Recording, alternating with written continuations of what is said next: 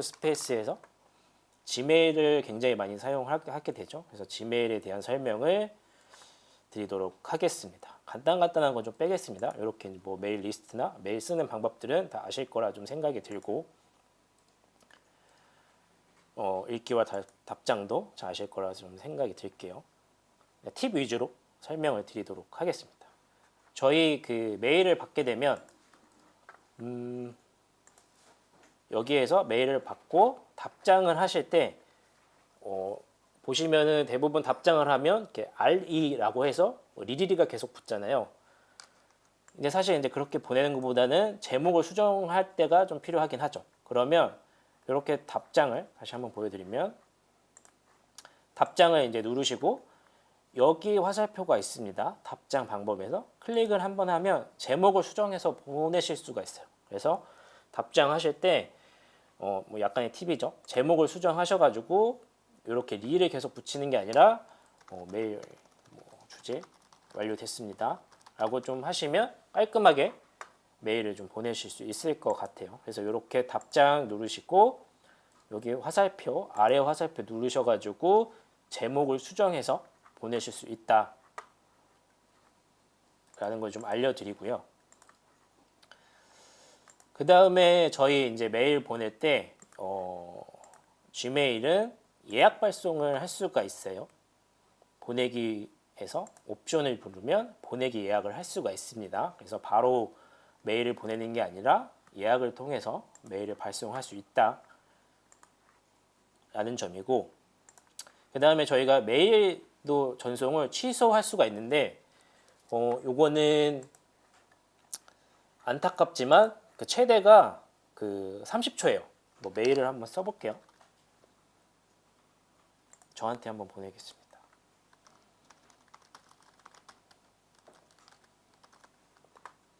보내기 누르면 이렇게 실행 취소를 할 수가 있는데 그 실행 취소를 할 수 있는 시간을 저희가 설정할 수 있는데 최대가 30초입니다. 그래서 이때 실행 취소 못하면 간다고 보시면 됩니다. 실행 취소할게요. 그 다음에는 저희가 이제 지메일 설정으로 좀 넘어가 보도록 하겠습니다. 기본적인 거는 역시 좀 넘어가서 서명하는 방법 설명드리도록 하겠습니다. 여기 지메일에서 지메일로 넘어오셔서 지메일도 역시 여기 바둑판 클릭하셔서 지메일 누르셔도 되고, 상단에 보시면 이 톱니바퀴 있습니다. 톱니바퀴를 누르면 오른편에 이와 같은 화면이 뜨고 모든 설정 보기를 클릭을 하시면 설정 화면으로 넘어가게 됩니다. 그래서 기본 설정에서 뭐 언어 선택하실 수 있고요. 쭉 내려가다 보면은 이와 같이 서명을 설정할 수 있는 칸이 있어요. 그래서 이 서명을 설정하게 되면 저희가 이제 메일을 발송할 때 자동으로 제가 지금 작성한 이대로 메일이 붙어서 가게 되는 거죠.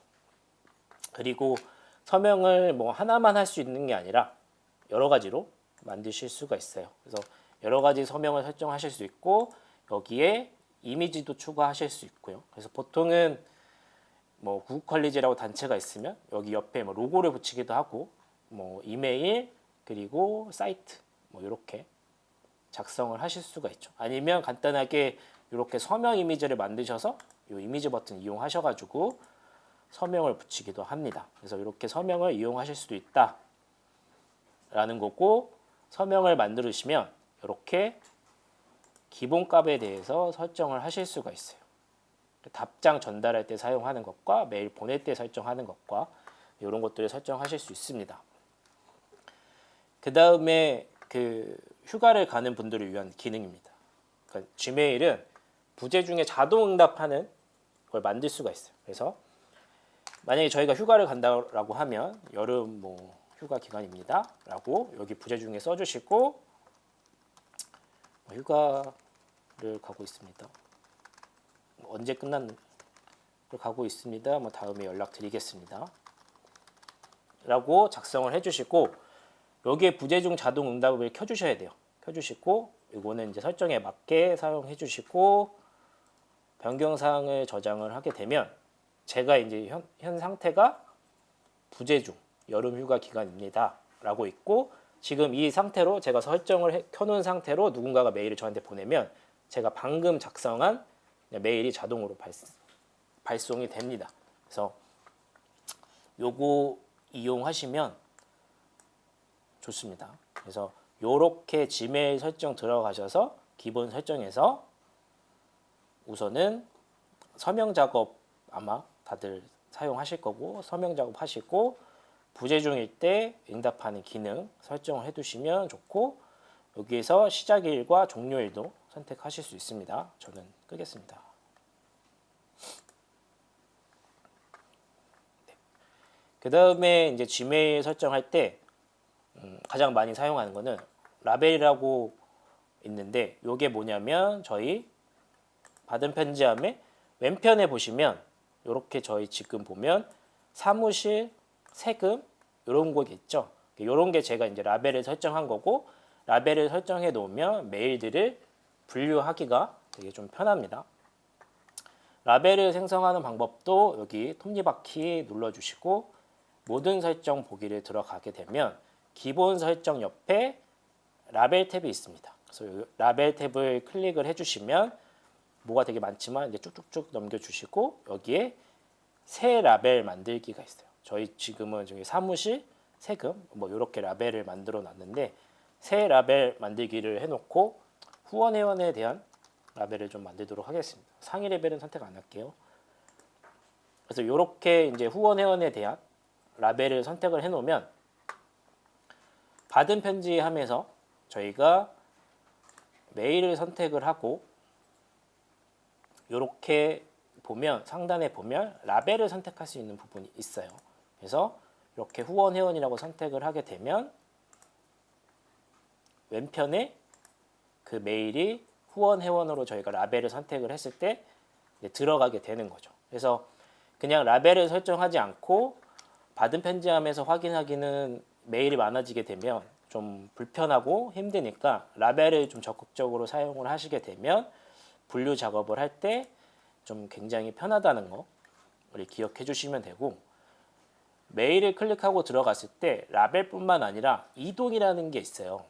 이 두 가지 차이점을 좀 설명을 해 드리면, 이동을 누르면 이것도 역시 저희가 설정한 라벨이 딱 뜨는데 후원 회원으로 이동을 방금 한 건데,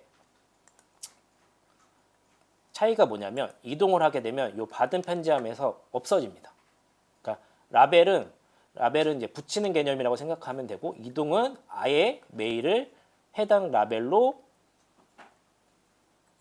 이동시키는 거라고 좀 생각하시면 돼요. 그래서 이동을 하게 되면 아예 없어진다 라고 좀 기억을 해두시면 됩니다. 그리고 이제 라벨이 어떤 때 좀 편하냐면 저희가 자동으로 응답을 하거나 그런 기능들을 설정할 수가 있는데, 그럴 때도 라벨을 좀 많이 사용을 합니다. 그래서 라벨에 익숙해지시면 지메일을 사용하실 때 좀 굉장히 편리하게 자동화해서 사용을 하실 수 있을 겁니다.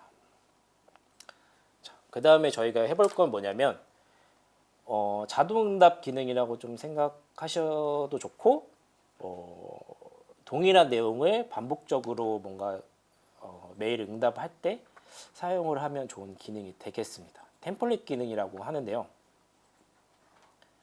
이것도 역시 설정에 톱니바퀴를 눌러주셔서 요 고급이 있습니다. 고급에 선택해 주시고, 여기 템플릿이 기본적으로는 사용 중지로 되어 있어요. 근데 이렇게 사용으로 변경해 주시고 변경사항 저장을 눌러 주시면 요거 템플릿을 사용할 수가 있습니다. 그래서 이렇게 설정해서 편지 쓰기를 클릭을 해서 저희가 템플릿을 만들 거예요. 이렇게 편지 쓰기를 클릭하고 받는 사람은 빼도 됩니다. 그래서 저희가 보통 반복적으로 하는 게 문의가 접수되었습니다 라고, 이렇게 서명은 지울게요. 이렇게 보통 이제 이런 반복적인 내용을 되게 많이 하잖아요. 이렇게 타이틀과 제목과 문구까지 작성을 해놓고 여기 점점점 해서 옵션 더보기라는 게 있습니다. 여기를 클릭을 하면 템플릿이라는 게 있고, 템플릿 임시 보관 메일 저장을 마우스를 가져다 대고 새 템플릿으로 저장을 한 다음에 그러면 이렇게 템플릿이 만들어진 거고요. 그리고 편지 쓰기 다시 저희가 템플릿을 이용할 거면 다시 쓰는 게 아니라 여기 저희가 선택한 문의가 접수되었습니다를 템플릿을 클릭을 하게 되면 자동으로 제목과 문구가 저장이 돼서 나오죠. 그럼 저희는 이제 보내기만 하면 되는 거죠. 그래서 이 기능을 템플릿 기능이라고 하는데 요거는 아마 익혀두시면 잘 사용하실 수 있을 겁니다. 그 다음에 또 해볼 건 뭐냐면 자동으로 응답하는 거 아니면 자동으로 라벨을 분리하는 걸 좀 해보도록 하겠습니다.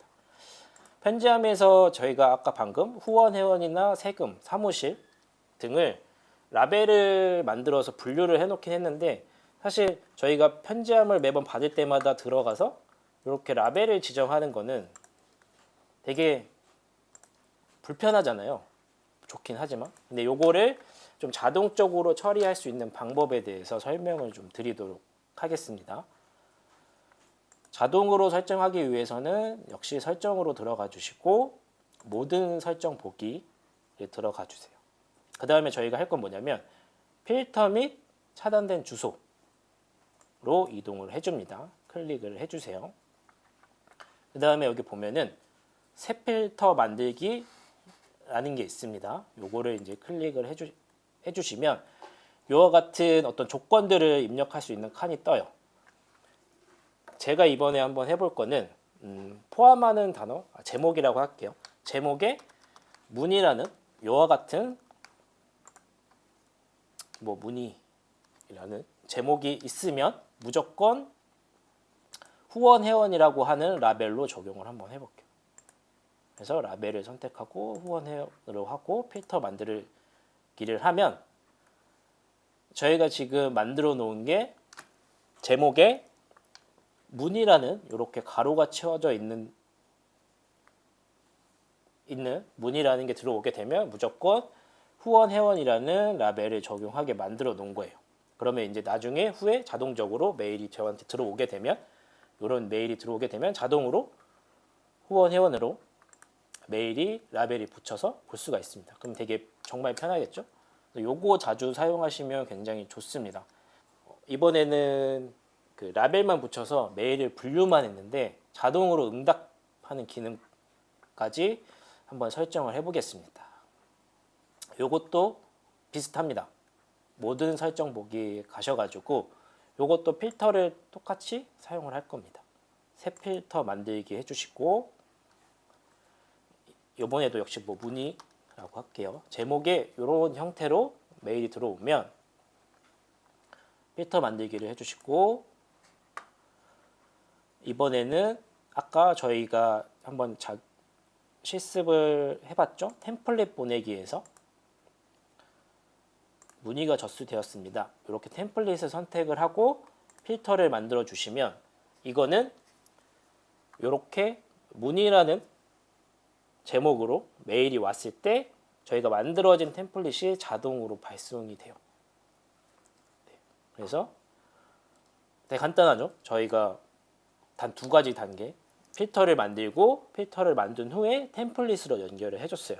그래서 이 두 가지 단계만 하시면 아마 그 응답하는데 많은 그 리소스를 부여하셨던 게 좀 적게 간단하게 자동화를 하실 수 있으실 거예요. 그래서 지메일을 사용하실 때 이 필터를 어떻게 사용할 수 있을까를 좀 많이 고민해 보시면 도움이 많이 되실 겁니다.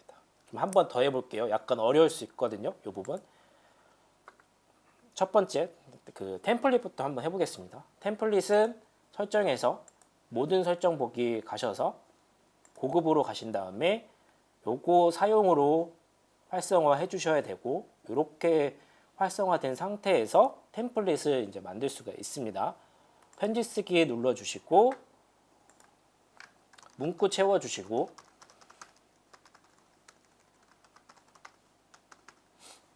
그리고 옵션 더보기에서 템플릿 메일 저장 새 템플릿으로 저장 하셔서 템플릿을 생성을 해주시고, 그 다음에는 저희가 이제 자동으로 응답 보내기 위해서는 모든 설정 보기 가셔가지고 필터 및 차단된 주소 이동해 주시고 새 필터를 만들어 주시는데, 여기서 원하는 거, 그러니까 내가 어떤 자동으로 응답 보내고 싶은 조건들을 설정을 해 주시면 돼요. 여기 뭐 보낸 사람, 뭐 받는 사람, 아니면 이렇게 할 수도 있겠죠. 받는 사람을 특정 문의 계정을 하나 생성하시고, 뭐 인포 생성하셔가지고 뭐 인포 요렇게 오는, 여기에 오는 메일은 다 응답을 자동으로 보내고 싶다, 접수되었습니다 라고 하면 이렇게 다음 라벨을 적용하셔도 되고요. 하나만 할 수 있는 건 아닙니다.